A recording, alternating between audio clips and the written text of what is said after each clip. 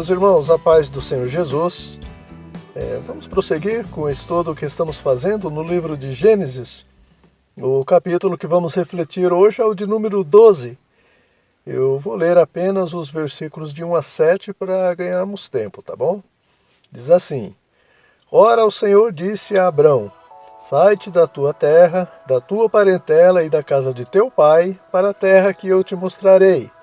E far-te-ei uma grande nação, e abençoar-te-ei, e engrandecerei o teu nome, e tu serás uma bênção. E abençoarei os que te abençoarem, e amaldiçoarei os que te amaldiçoarem. E em ti serão benditas todas as famílias da terra. Assim partiu Abrão, como o Senhor lhe tinha dito, e foi Ló com ele. E era Abrão da idade de 75 anos, quando saiu de Harã. E tomou Abrão a Sarai, sua mulher, e a Ló, filho de seu irmão, e todos os bens que haviam adquirido, e as almas que lhe acresceram em Harã, e saíram para irem à terra de Canaã, e chegaram à terra de Canaã.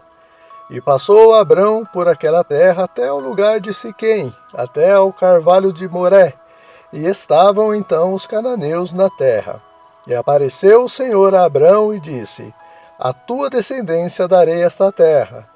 E edificou ali um altar ao Senhor que lhe aparecera. Bom, entramos aqui na quarta dispensação, da promessa ou patriarcal, que começa a partir de Abrão, Acredito que os irmãos sabem que existem 7 dispensações, A da inocência, período antes do pecado no Éden, a da consciência, após o pecado no Éden, a do governo humano, após o dilúvio, a da promessa, que é essa, a partir de Abrão, ou Abraão, porque Deus vai depois mudar o nome dele para Abraão, Mas a gente está falando aqui Abrão porque, por enquanto, era como ele era chamado. Depois vem a dispensação da lei, através de Moisés, a da graça, com a chegada do Messias, o nosso Salvador, Jesus Cristo, e a milenar, após a grande tribulação. Então, nesse capítulo 12, nós entramos na dispensação da promessa que Deus fez a Abrão, nesse texto que lemos. O versículo 1 começa dizendo que Deus deu uma ordem para Abrão sair da sua terra, da sua parentela, para a terra que o Senhor iria mostrar, Abrão creu, deixou tudo e obedeceu, Não é à toa que ele é chamado de pai na fé. Irmãos, imagina você ouvir uma voz do nada, dizendo para você ir para não sei aonde, e tendo a promessa que você seria ancestral de uma grande nação, sem você ter um filho sequer aos 75 anos, e com o agravante da sua esposa ser estéril. Precisa de muita fé, Convenhamos. O que aconteceu com Abrão aqui é o que acontece com muitas pessoas quando recebem a Cristo pela fé. Às vezes, alguém da família, por ser incrédulo, idólatra ou pagão, se opõe à nossa decisão, e às vezes começa a nos perseguir, e assim os nossos inimigos passam a ser os nossos familiares, O próprio Senhor Jesus disse isso, E às vezes as pessoas ouvem, Então agora você escolhe, ou o seu Jesus ou eu, Então é nesse contexto que Jesus vai dizer que todos que deixaram casa, pai, mãe, mulher, filhos, por amor de mim, há de receber 100 vezes tanto já nesta vida e por fim a vida eterna. Talvez alguém que me ouve esteja passando por isso, Então persevere, não desista de Jesus, não desista da sua escolha, Certamente você será recompensado, porque foi Jesus quem prometeu e ele é fiel para cumprir.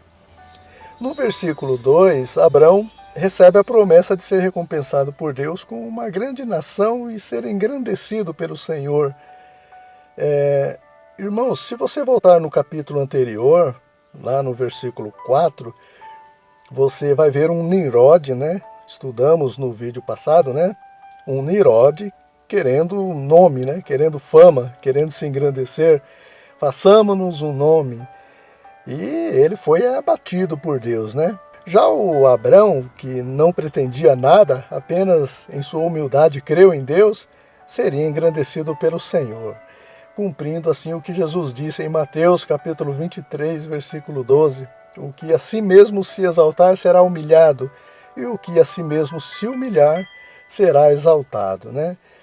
Outro ponto importante está no versículo 3, quando Deus disse para Abrão: abençoarei os que te abençoarem e amaldiçoarei os que te amaldiçoarem, e em ti serão benditas todas as famílias da terra. Irmãos, só Deus pode amaldiçoar alguém, né? Porque Ele é Deus, né? E Ele é um Deus soberano. Ele disse em Isaías, capítulo 45, versículo 7, eu faço a paz e crio o mal. Claro que o mal de Deus não significa maldade, né? Mas juízo, né? A justiça posta em prática. Então não era Abraão quem deveria amaldiçoar os que o amaldiçoassem, porque a vingança pertence a Deus, né? Então, meus irmãos, jamais devemos sair por aí amaldiçoando as pessoas que nos ofendem. Nem o anjo, que recebeu mais poder do que nós, ousou amaldiçoar o diabo quando lutava contra ele pela posse do corpo de Moisés, né? O anjo disse: o Senhor te repreenda, Satanás. E olha que era o diabo em questão, alguém digno de toda maldição, né? E com as bênçãos também não é diferente, irmãos. O que é que os pais falam quando o filho pede a bênção? Deus te abençoe, meu filho, não é assim? E se os pais reconhecem que o único que pode abençoar os filhos é Deus, como que nós vamos abençoar qualquer outra pessoa, né? Então é Deus quem abençoa e muitas vezes através de nós, através das pessoas, né? Ele nos usa como instrumento abençoador, mas Ele é a fonte de todas as bênçãos.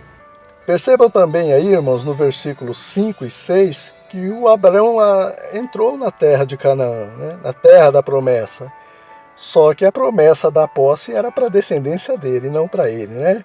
Alguém que, segundo Tiago, é chamado de amigo de Deus, entra na terra da promessa, mas não toma posse, né? E um dos motivos pelo qual Abraão é chamado de amigo de Deus é justamente esse, né? Aceitar o não de Deus sem murmurar. Abraão sabia que o que Deus tinha preparado na eternidade para ele era imensamente melhor do que tudo nesta terra, né? O apóstolo Paulo segue a mesma linha de fé. Para mim, o viver é Cristo, né? É algo tão bom que, por amor dos irmãos, eu prefiro ficar no corpo. Mas se eu morrer com Cristo, isso também é lucro, né? Que lição, né? Irmãos, tudo que nós precisamos é sempre confiar em Deus diante de qualquer circunstância adversa. Ah, Deus vai abençoar. Ah, o Senhor vai dar vitória, em nome de Jesus. Se Deus abençoar, amém. Glória a Deus, louvado seja Deus. Se Ele aparentemente não abençoar, louvado seja Deus do mesmo jeito, né? Não foi a vontade de Deus. Eu digo se aparentemente Ele não abençoar, irmãos, porque Ele sempre abençoa, né? Ainda que não pareça. Até o não de Deus é bênção, é para o nosso bem, né? Todas as coisas contribuem juntamente para o bem daqueles que amam a Deus. Por isso que o apóstolo Paulo vai dizer que em tudo devemos dar graças, porque essa é a vontade de Deus para conosco, né? Então Abraão ficou um tempo ali em Canaã e o versículo 10 diz que houve fome na terra. Irmãos, até mesmo os amigos de Deus passam por dificuldades também. E o que Abraão fez na fome? Foi peregrinar no Egito, né? E no Egito ele arrumou um grande problema, né? A Sarai era muito formosa, né? Abraão, com medo que os egípcios o matassem por causa de Sarai, diz que ela era sua irmã. Por um lado, era até verdade, né? Porque Sarai era irmã de Abraão, ou Abrão, né? Por parte de pai e não por parte de mãe.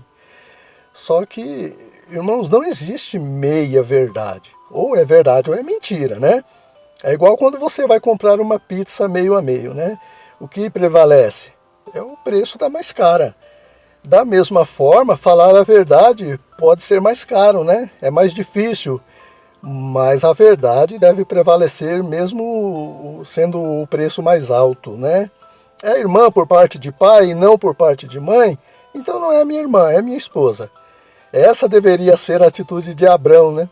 E por aí você vê que não existe ninguém perfeito, né? Até mesmo Abrão dava os seus deslizes de vez em quando. Por isso, irmãos, que o escritor aos Hebreus vai dizer que se quisermos deixar todo o embaraço e o pecado que tão de perto nos odeia, devemos olhar para Jesus, né? Alguém que em tudo foi tentado sem nunca pecar, e em cuja boca não se achou engano algum, né? Irmãos, o Egito é sinônimo de fartura, né? Mas também de problema. E o Egito aqui representa o mundo, né? Na dificuldade, a gente tem que esperar em Deus, porque o mundo oferece o que queremos, né? Mas querendo em troca tudo que conquistamos na presença de Deus, a alegria da salvação, a presença do Espírito Santo, a esperança da vida eterna. O filho pródigo que o diga, né? Deixou a casa do pai para se aventurar no mundo, lá perdeu tudo e nem as bolotas dos porcos davam para ele comer, né? Tá certo que era uma parábola, mas as parábolas refletem o cotidiano, né? E, enfim, quase que Abraão perdeu sua mulher se não fosse a misericórdia de Deus intervir. Amém, meus irmãos? Concluímos assim esse capítulo 12 do livro de Gênesis.